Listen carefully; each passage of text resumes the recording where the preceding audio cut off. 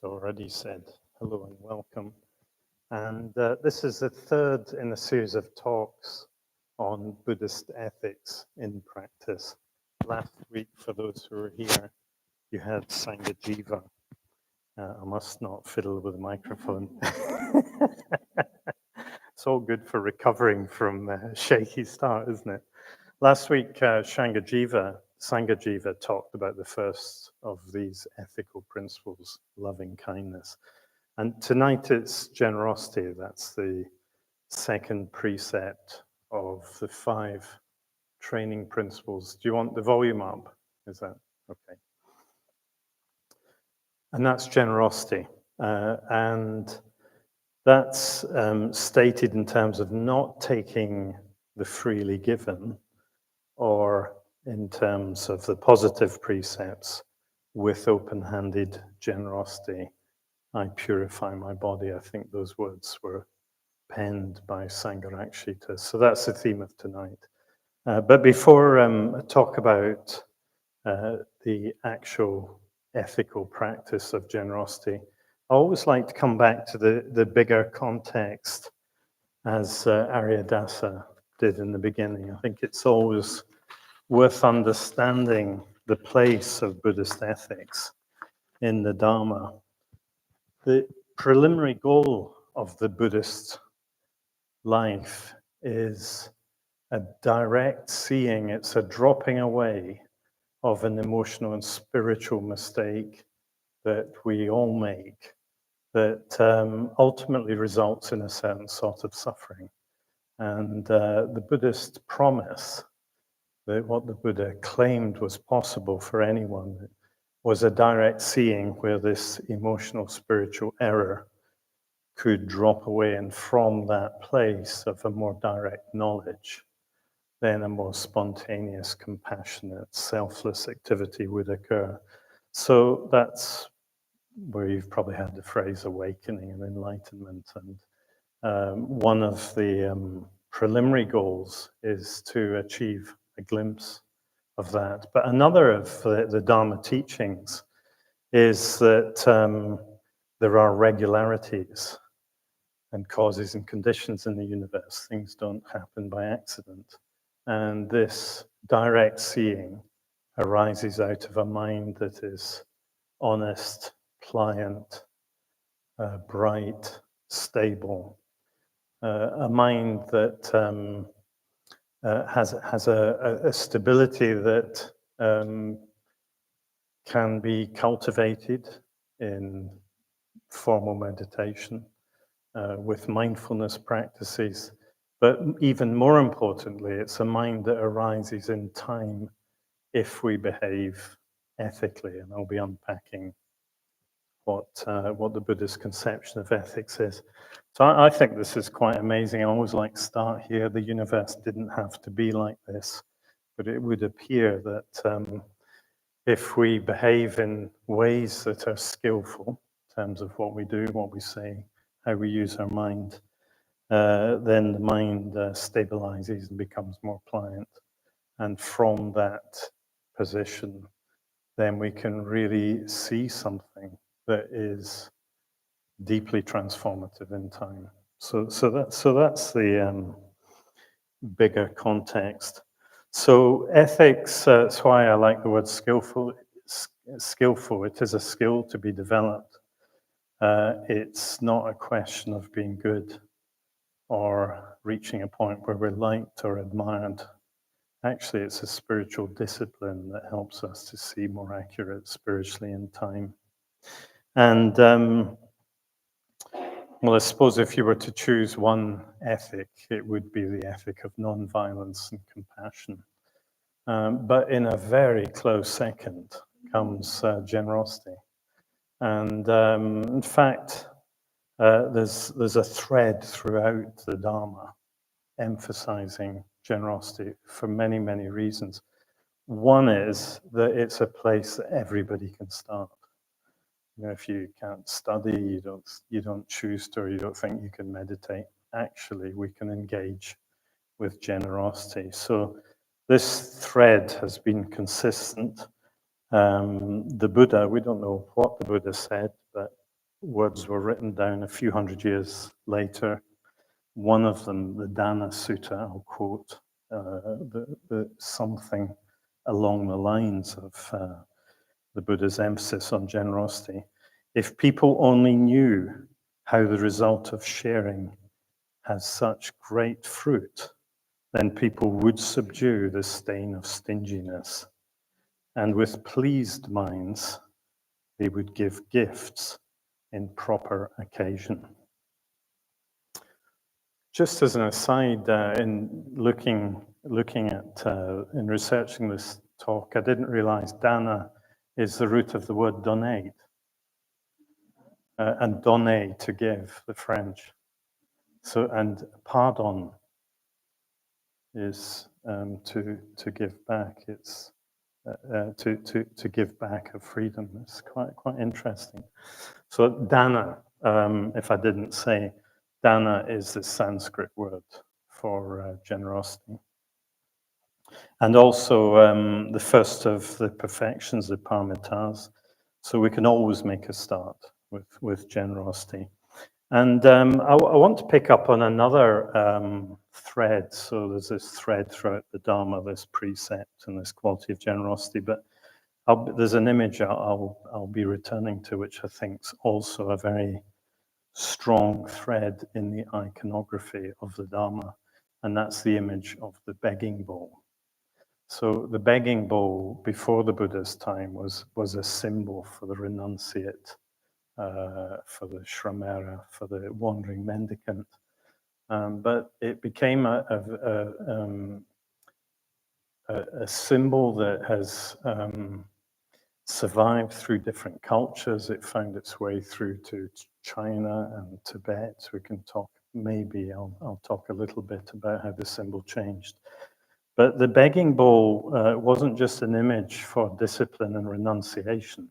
It was an image for generosity, the generosity of the lay practitioners giving to the Buddha. But the generosity goes both ways, because it's the generosity of a Dharma practitioner who has had a steady nerve and has taken that very significant move of trusting in the universe and trusting in the generosity of others and dedicating themselves to the Dharma life. So I'll come back to this image of the bowl.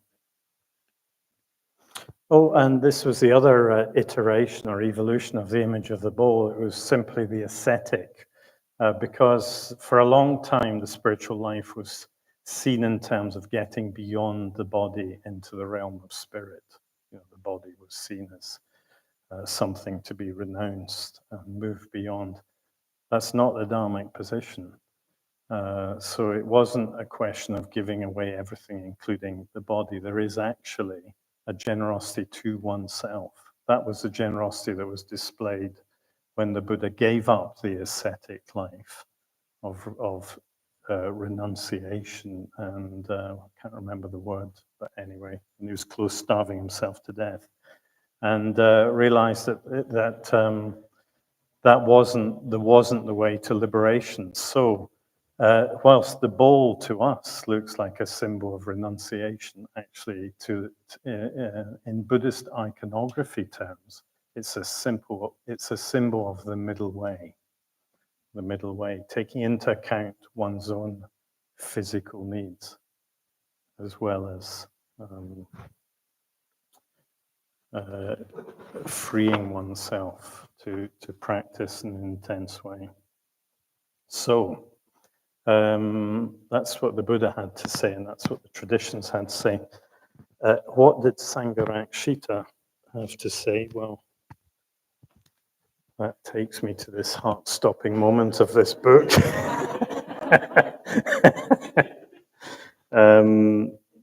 This is a supreme act of generosity, this book.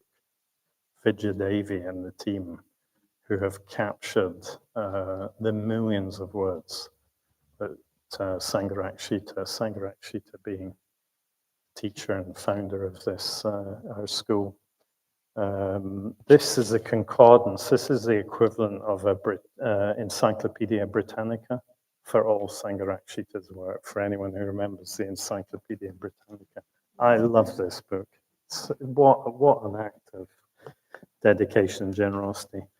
And if you go to generosity, sends you to Dana, and if you go to Dana, there's about 4 pages, and that's a lot. And I'm not going to, I'm not going to go through the titles, but I thought I'd share this with you to illustrate. It's not that it's a complicated subject that you have to learn. It's more, it's an art. And there's so many manifestations of generosity. You know, how you give, who you give to, what you give, when you give. So if you're, not everybody's like me, but if you are a little bit more scholarly, this is worth a browse.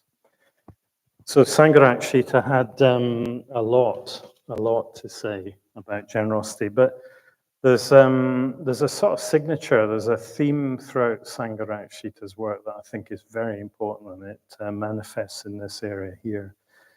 And it's that Sangharakshita always liked to emphasize the positive, not in a feel-good factor, but in a sense, you work out what's helpful and you do more of it, and you put more energy into that than working out what we need to stop.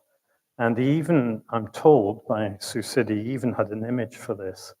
So he said if you wanted to get rid of weeds in a garden, there's a couple of strategies. One strategy is to pull the weeds out. But the other strategy is to plant, the other approach is to plant a rose bush between the sun and the weeds. And 2 things happen.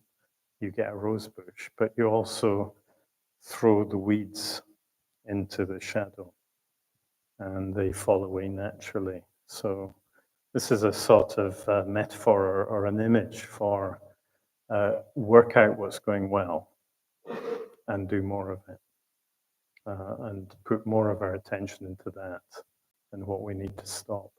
What we need to stop is relevant too, of course, but if I were to risk my own aphorism, I'd say 80% of our attention should be at what's going well and do more of it. So with open-handed generosity, I purify my body. Just the positive precepts. I don't know if they're an innovation of Sangharakshita, but I wouldn't be surprised. But anyway, they're an emphasis in this school. And one of the aspects, again, I'm prone to getting a little philosophical, but one of the aspects of generosity is it's easy to think in terms of what we're giving away and in terms of things.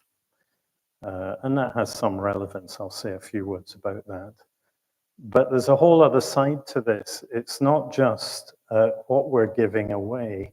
It's a confidence in a universe that's bounteous, and that in the way that there are disappearances, we talk about impermanence. We think in terms of things stopping. But there's another side to that, which is there is an eternal process of renewal and appearance. So I personally think that to come into a relationship with generosity that involves a trust in that aspect of the universe is much healthier and more spiritually accurate than seeing things as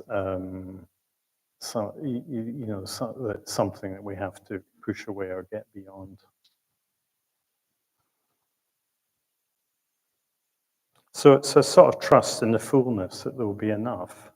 You know, and that's my experience of giving. Giving isn't always easy. It isn't always, at least in my experience, sometimes it needs a steady nerve. And I think at the back of that, well, first of all, there can be the pie theory. There's only so much around. So if I give a bit, if I say yes to that, then it's no to something else. Sometimes the pie theory is correct, but it's mostly wrong. But it's also it's a sort of lack of trust that we will be provided for in spiritual terms. I'm not advocating here a naive giving things away and then finding we're in all sorts of stressful bother. You know, we remember what I said about the begging bowl, that actually that was a symbol for taking care of our body. It wasn't just a symbol of renunciation. It was a symbol of generosity in two directions, but that direction included towards the practitioner.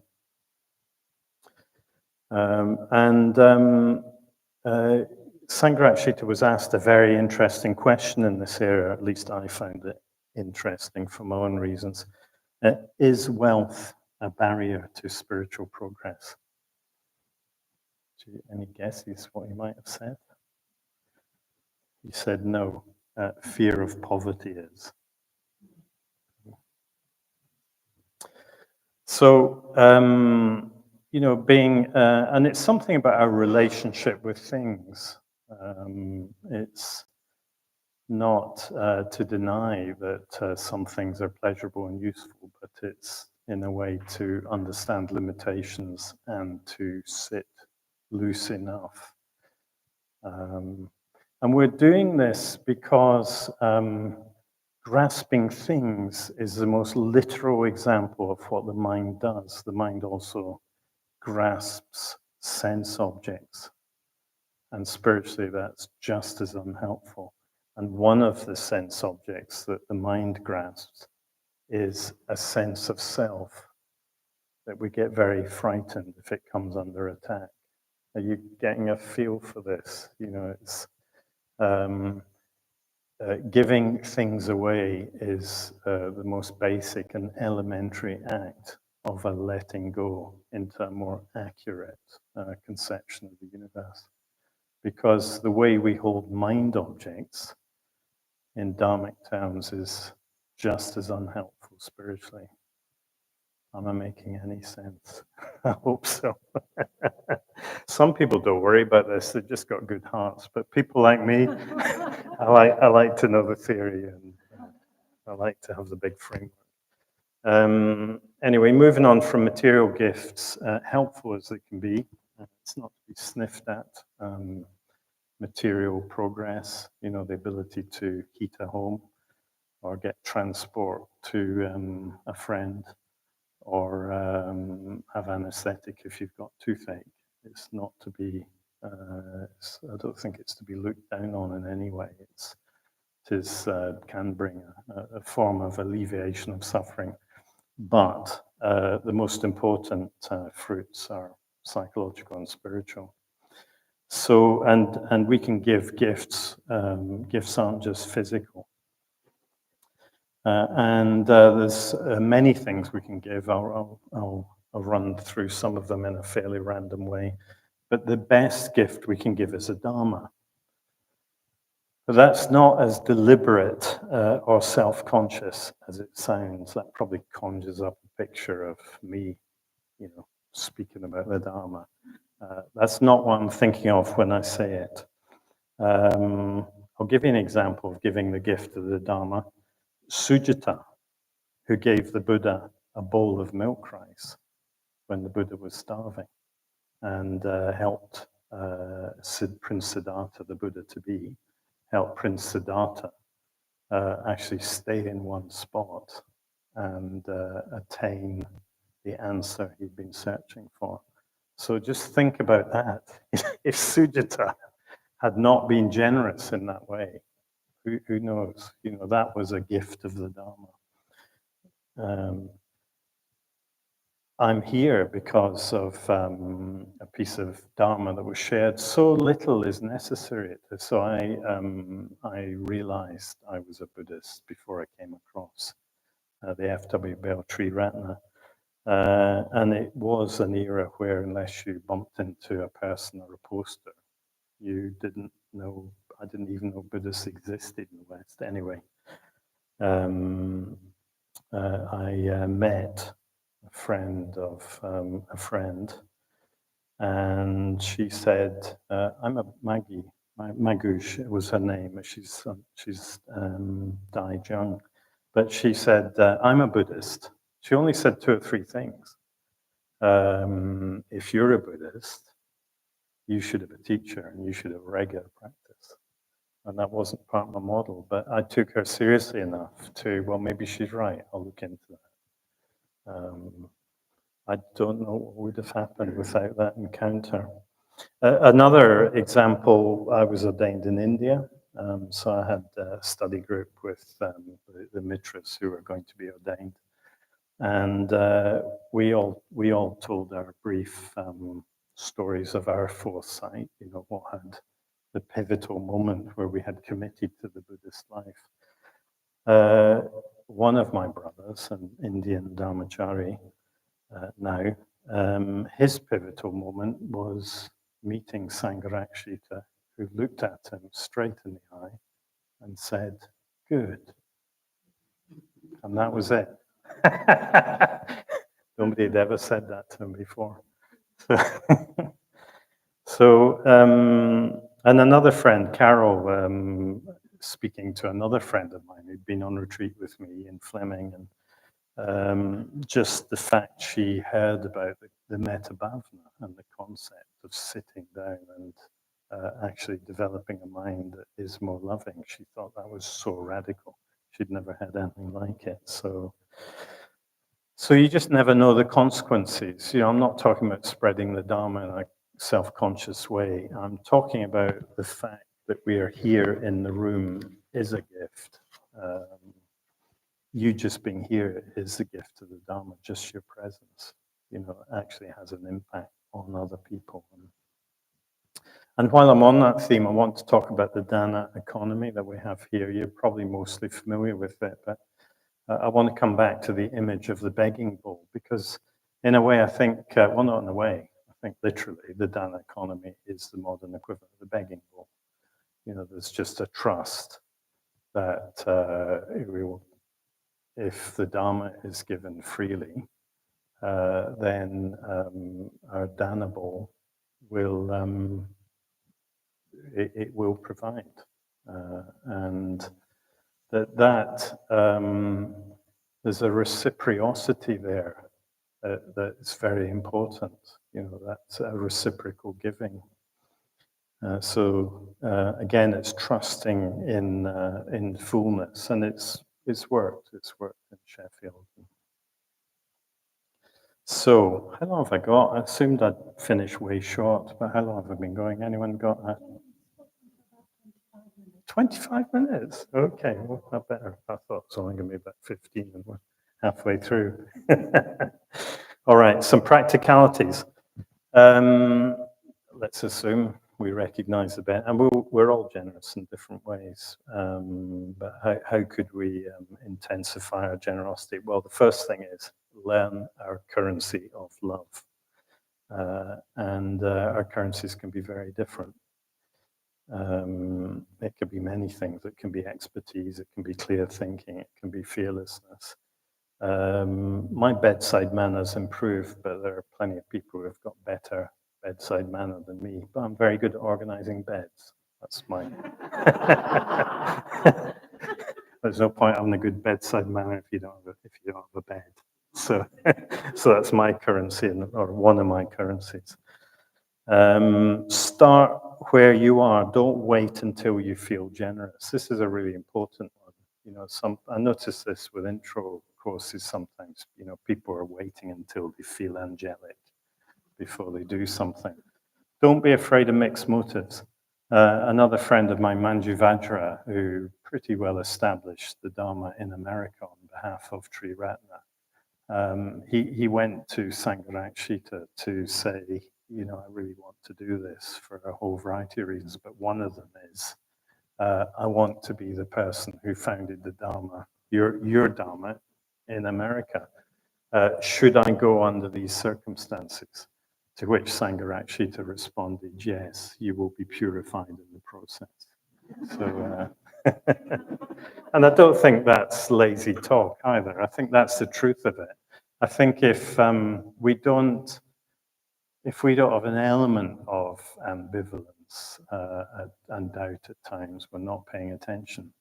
But don't let that stop you. Here's another little strange one. To be generous, we need to know how to say no. Why do I say that? Well, it's partly it's from my years working as a coach. I discovered maybe the majority of people I worked with didn't actually know how to say no. They would say yes, and then they would give with bad grace, and it would end badly. So beautiful ways of saying no, because there's something within our own needs that we need to protect. Beautiful ways of saying no are very important. And there's plenty around, I think, particularly in our culture. I won't distract myself, but there are subtle, humans are very easy to shame, and there are subtle shaming tactics and cultural norms that tell you what you should and shouldn't feel, and who you should and shouldn't give to, and who's good and who's bad. And it's very easy to get suckered by this. So I'll leave it at that.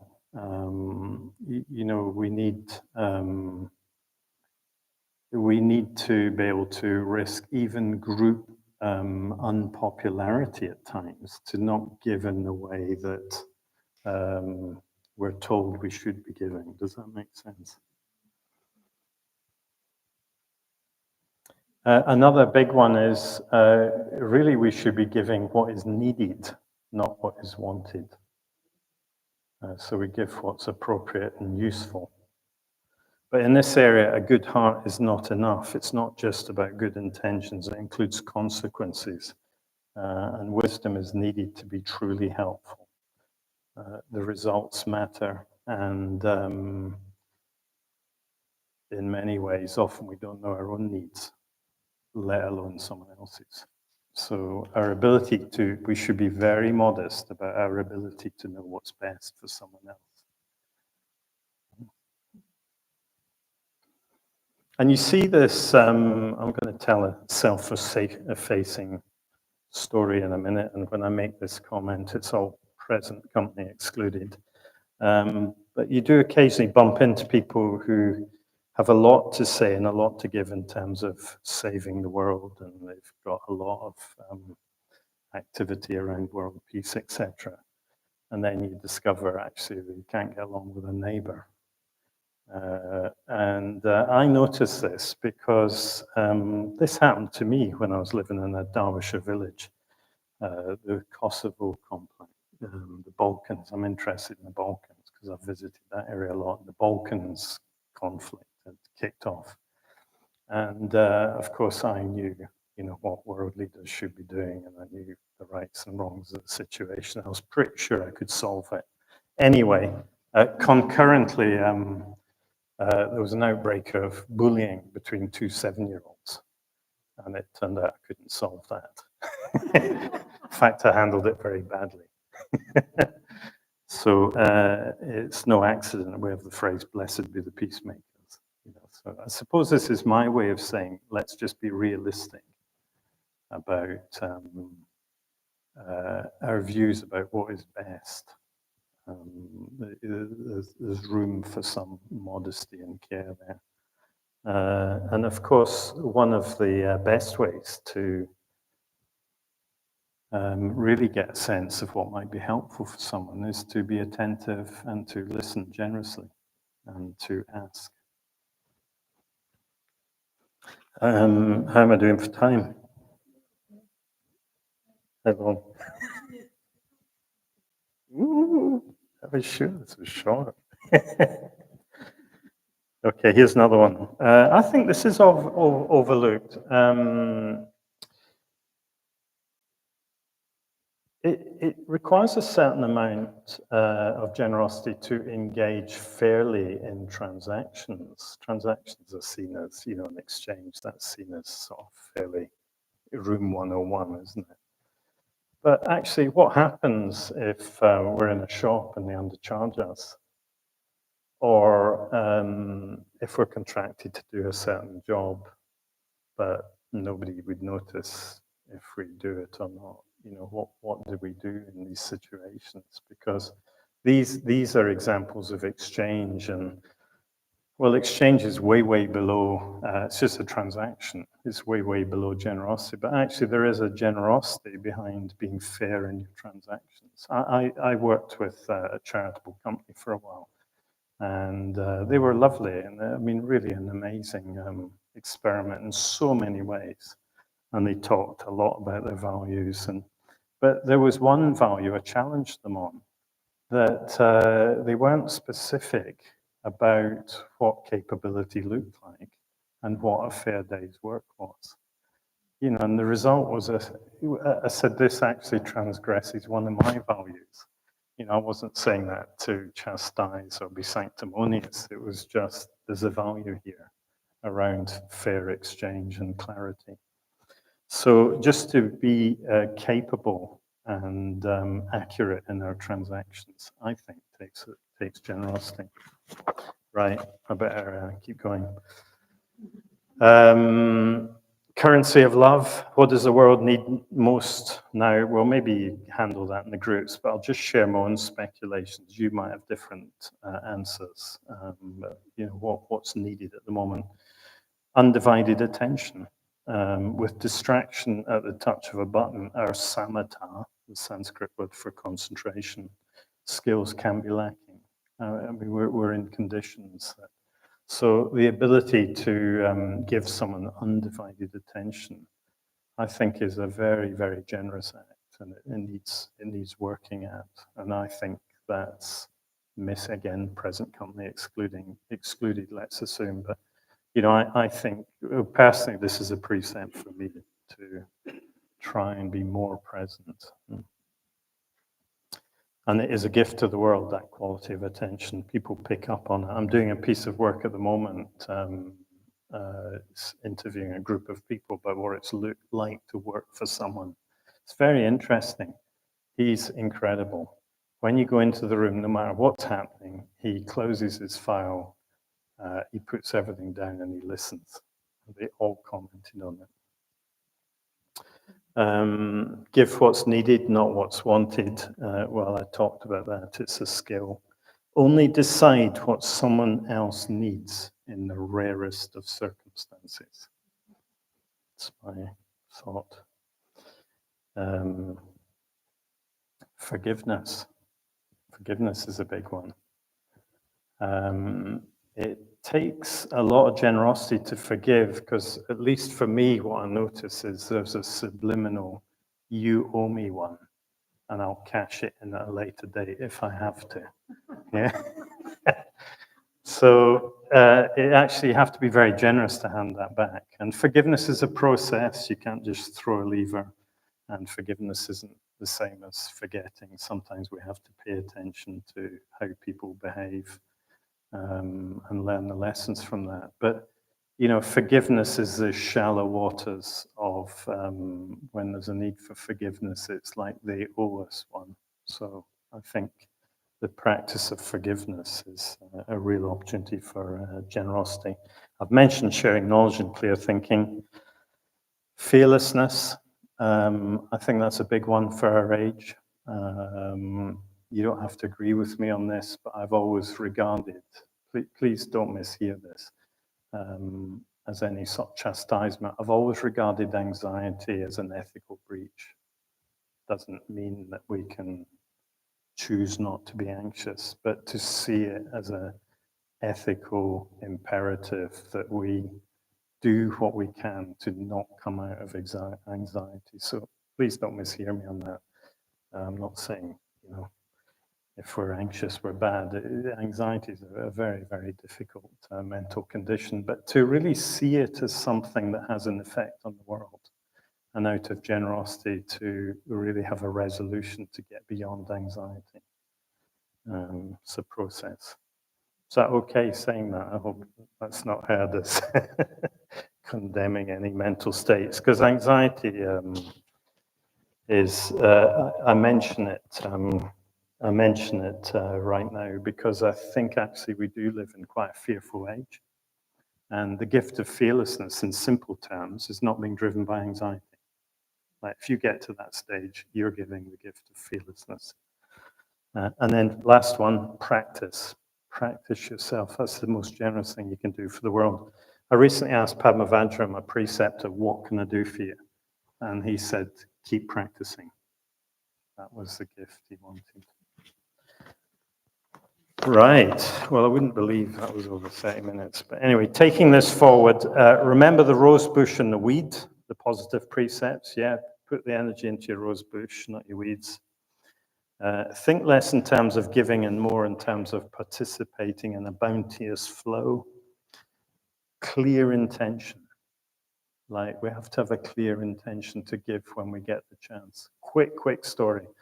Tess, a mitra, told a story. Hitchhikers, you don't see them as much now, but she told this story of, she drove past a hitchhiker, didn't want to pick him up.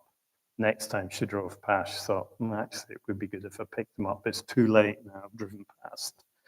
Next time, same thing happens, still too many 100 yards before she decided to give. Next time she sees the hitchhiker, she's immediately, I'm going to pick him up, and she stops in time. It's an example of clear intention. What's your currency of love? That's a question for the group, for yourself. We need to cultivate self-knowledge and wisdom to answer this question.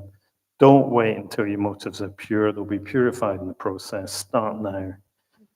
And remember the biggest context. This isn't about becoming good, liked, or admired. Skillful actions lead to stable mind. Stable mind leads to spiritual openings. Spiritual openings lead to kind, selfless people.